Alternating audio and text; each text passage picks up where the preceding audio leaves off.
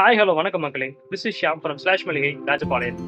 இன்னைக்கு நம்ம பேச போகிற டாபிக் ஸ்கூலோ இல்லை காலேஜ் போகிற ஸ்டூடெண்ட்ஸ்க்கு ரொம்பவே இன்ஃபர்மேட்டிவாக இருக்கும். நம்ம எஜுகேஷன் சிஸ்டம் பொறுத்த வரைக்கும் நல்லா படிக்கணுமா இல்லை நல்லா மார்க் வாங்கணுமா கேட்டால் நல்லா மார்க் வாங்கணும் தான் சொல்லுவாங்க. என்ன ஷியாம், நல்லா படித்தாதான் ஷியாம் நல்லா மார்க் வாங்க முடியும் அப்படின்னு நீங்கள் கேட்கலாம்.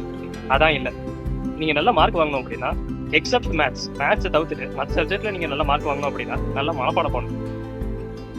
ஏன்னா நல்லா படிக்கிறது அப்படிங்கிறது வந்து பார்த்தீங்கன்னா ஃபோட்டோசிந்தசிஸ்னா என்னன்னு தெரிஞ்சுக்கிறது.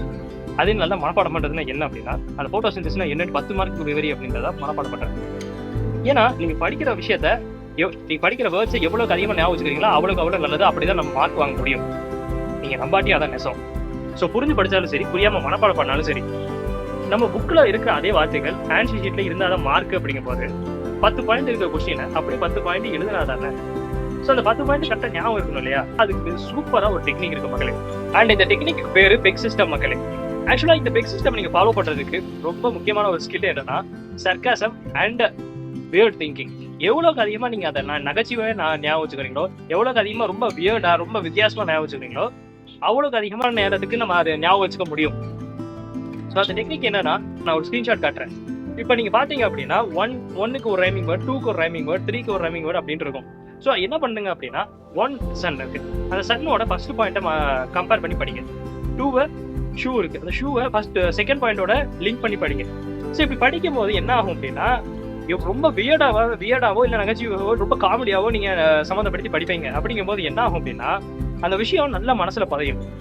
அண்ட் இந்த டெக்னிக் யூஸ் பண்ணி மனப்பாடம் பண்றதுனால என்ன ஆகும் அப்படின்னா அந்த பாயிண்ட்டை நீங்க வந்துட்டு ரொம்ப நாட்கள் ஞாபகம் வச்சுக்கிறது மட்டும் இல்லாம அந்த பாயிண்ட்டை நடுவில் நீங்க மறக்கிறதுக்கு சான்சஸே இல்லை.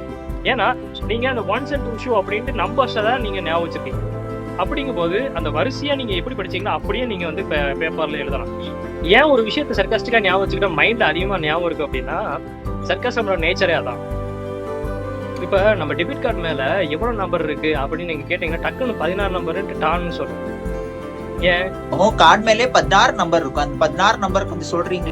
அந்த ஆடியோ நீங்க உங்களுக்கு மைண்ட் வர்றதுனால தானே.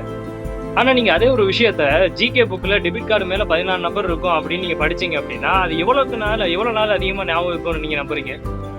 அடிச்ச ஒரு அடுத்த நாள் வரைக்கும் ஞாபகம் இருக்கும். ஆனா நீங்க அதே விஷயத்த இந்த மீமா இருக்கிறதுனாலதான் உங்களுக்கு இவ்வளவு நாளா ஞாபகம் இருக்கு. சர்க்காசம்ங்கிறதுக்கு அவ்வளவு விஷயத்துக்கு அவ்வளோ பவர் இருக்கு மக்களே. ஸோ யூஸ் பண்ணி நல்லா படிங்க, நல்லா ஞாபகம் வச்சுக்கோங்க. பாய்.